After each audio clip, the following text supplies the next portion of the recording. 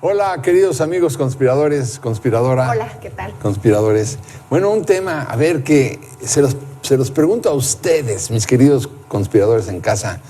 ¿Qué tal les fue en su enseñanza, en su aprendizaje de la historia? ¿Fue divertida? ¿Fue aburrida?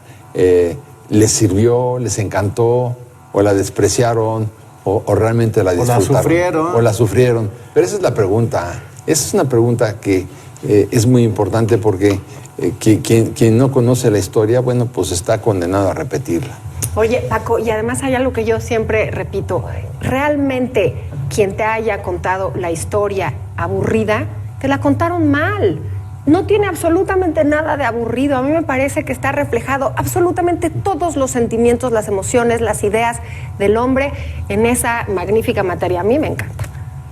Amo la historia, odio la historiografía, de la cual es fanático Alejandro Rosas. Fechas exactas, minutos concluyentes. ¿Has oído hablar de los dones? ¿Tienes ese don? Ay, gambito de dama. Paso una fecha. Y aparece Se en tu ilumina cabeza. además una reflexión Yo profunda. sufrí enormemente con eso y sin embargo la historia la amé profundamente.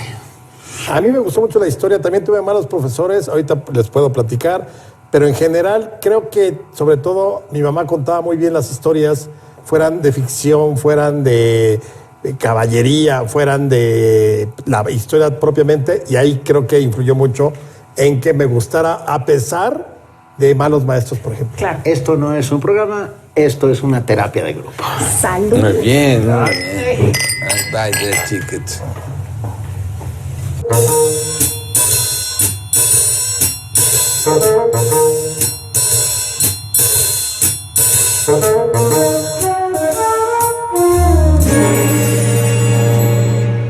Bueno, para mí, por ejemplo, las clases de historia eran una auténtica pesadilla, porque llegaba la maestra, se sentaba atrás del escritorio, abría un cuaderno pues, más viejo que la tos y nos dictaba.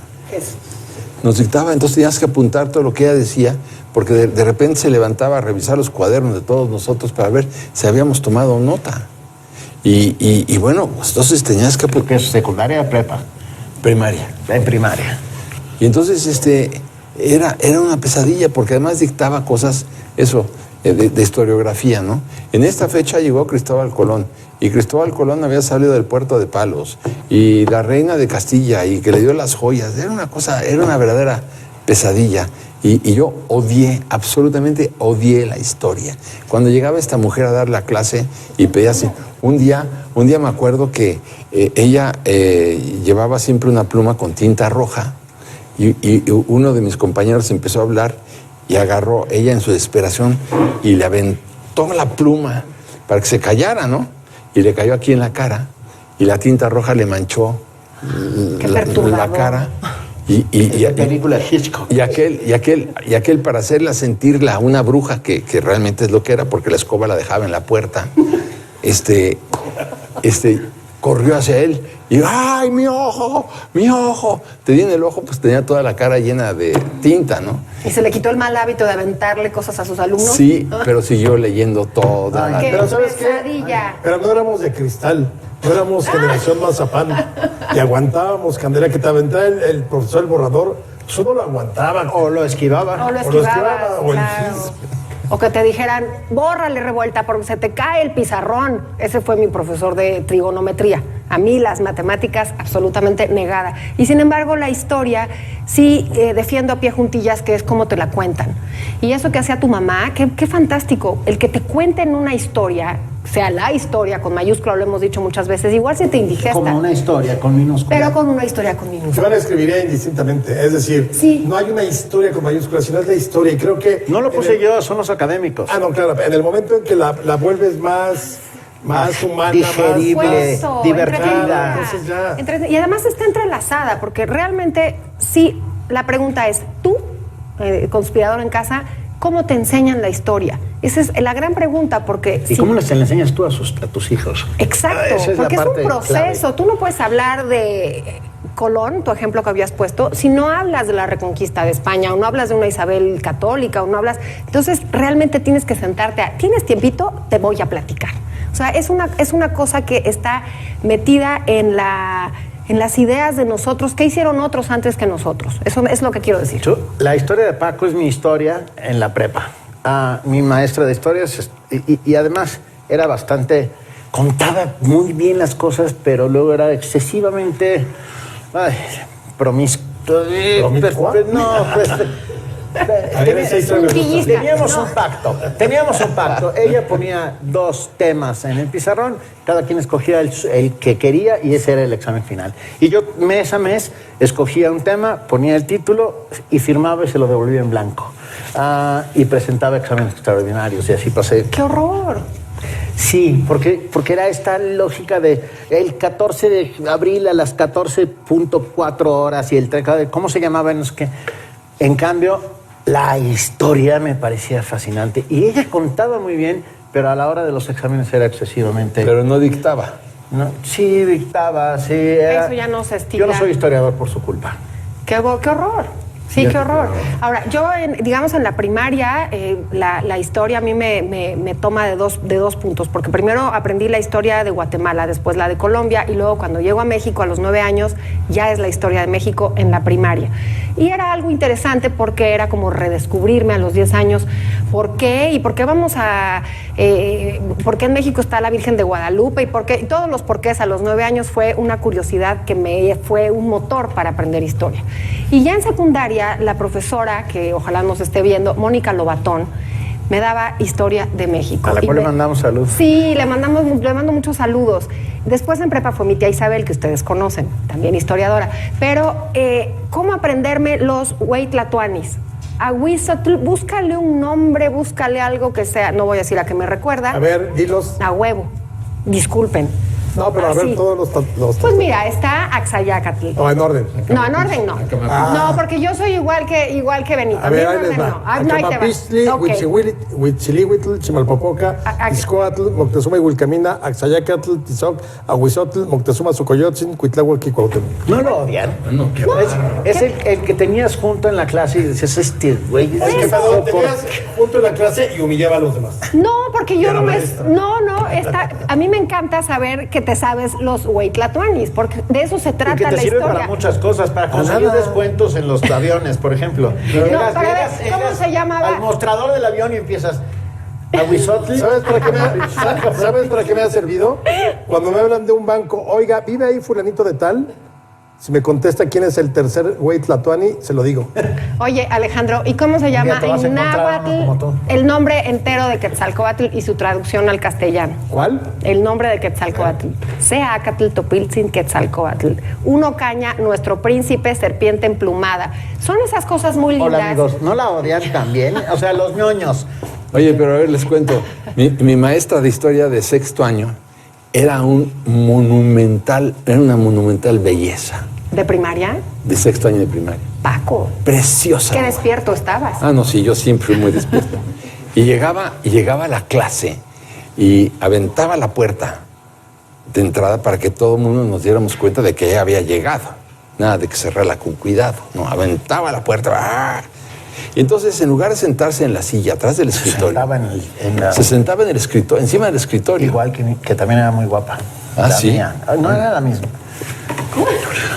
Mándenle saludos, por favor. Oye, se sentaba encima del escritorio, cruzaba las piernas y empezaba a fumar.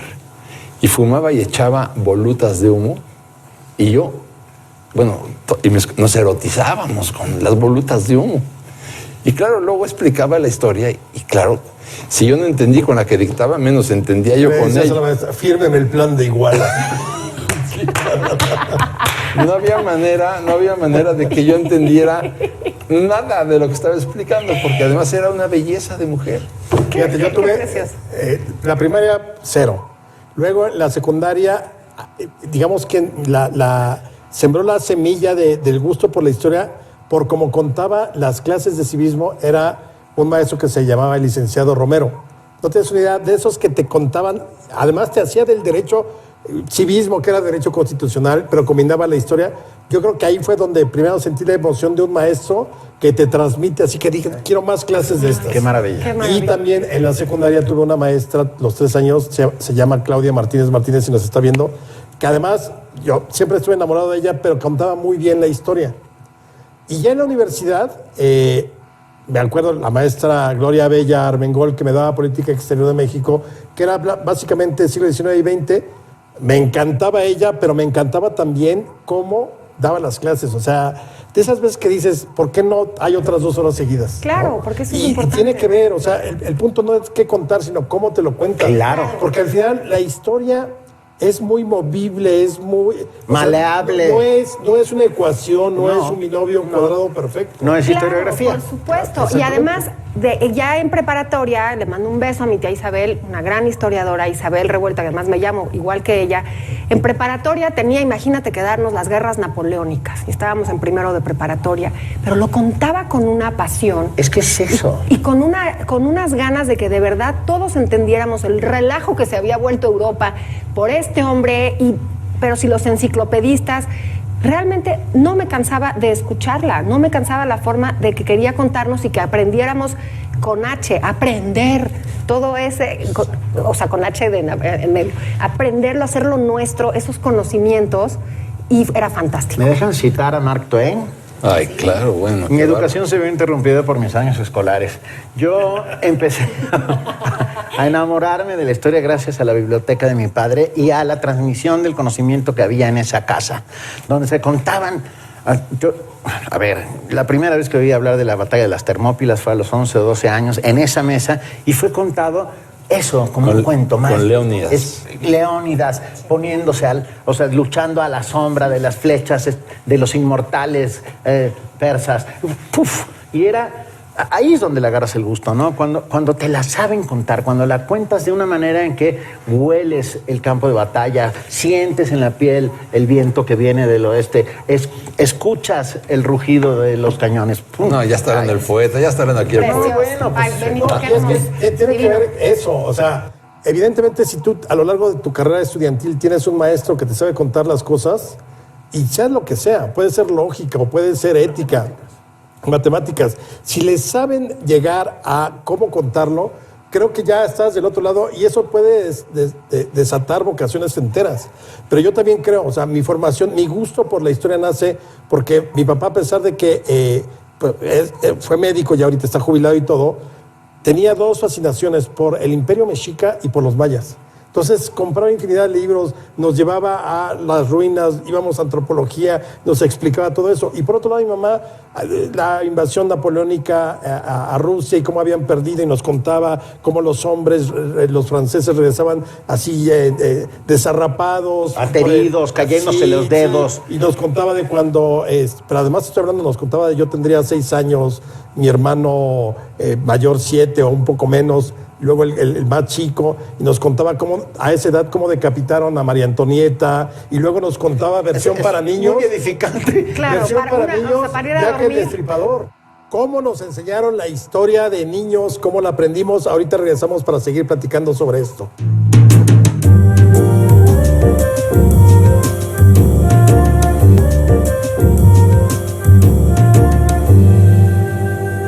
Y de mí, mi maestra de secundaria, ya en la secundaria, creo que en segundo, tercero, fue la que le dio un giro, pero de manera muy particular. Porque me acuerdo que un día que estábamos en la clase, no era guapa, no nada, ¿no? Pero me dijo, tú mañana vas a dar la clase de la Revolución Mexicana.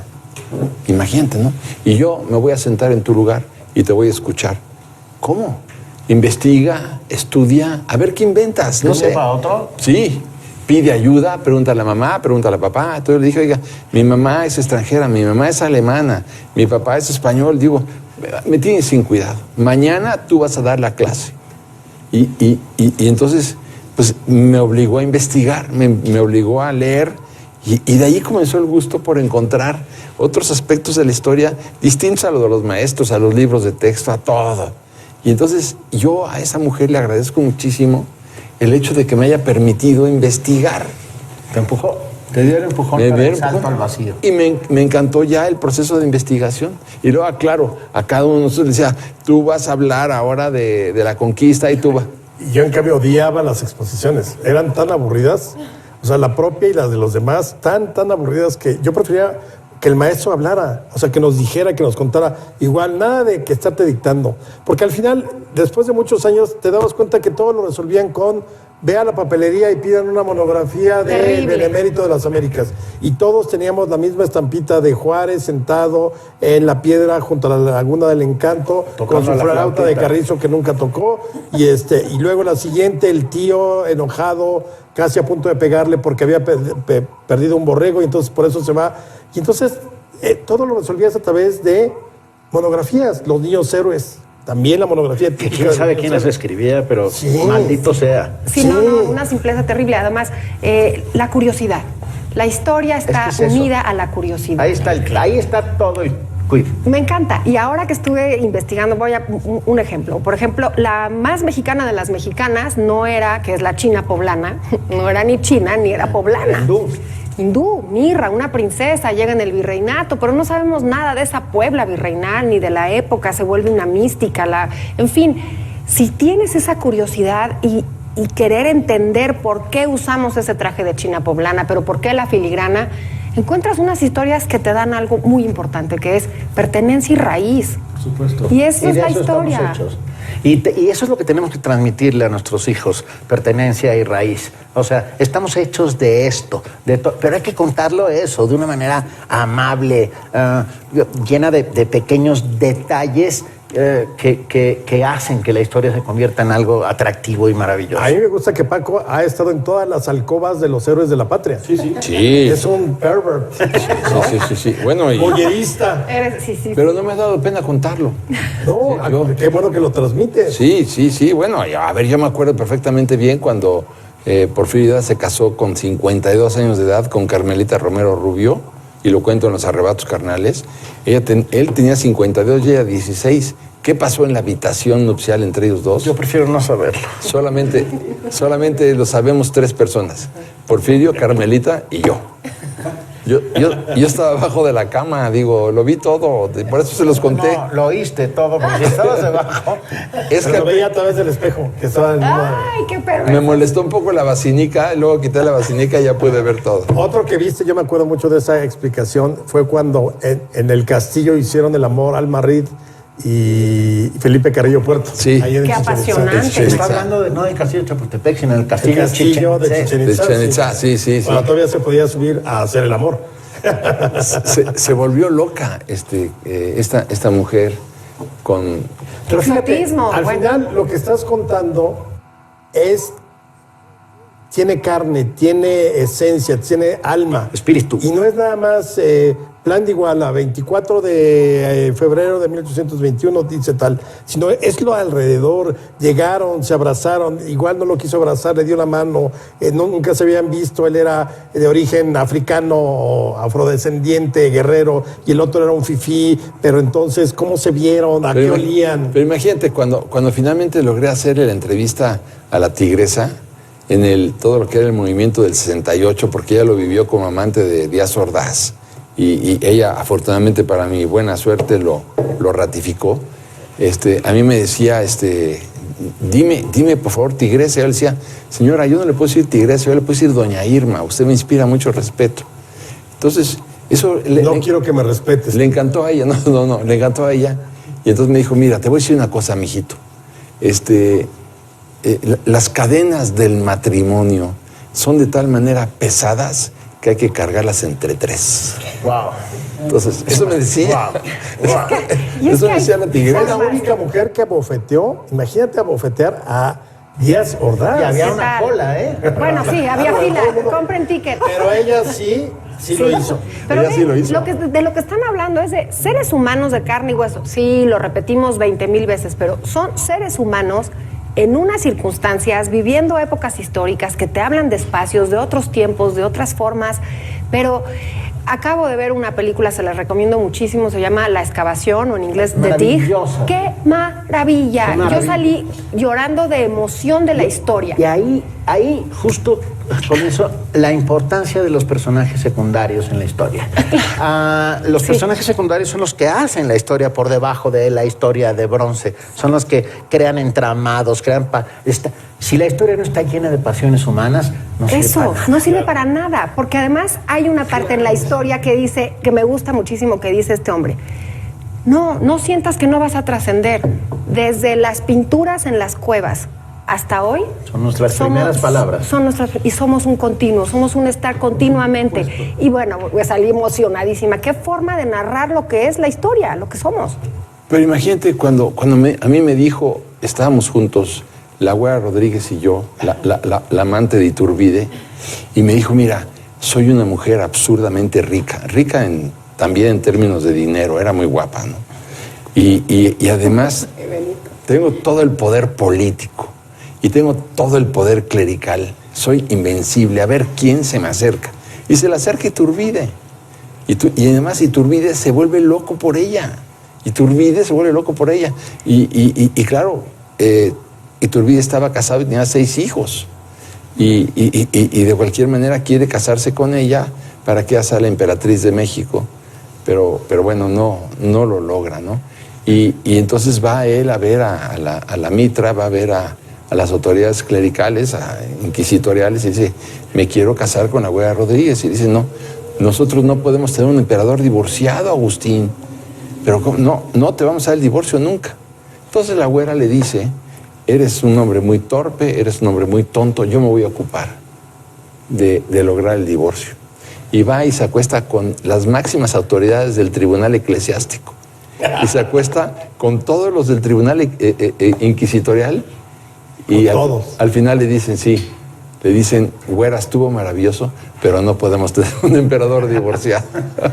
Bueno, y eso... Estaba muy triste la pobre Güera.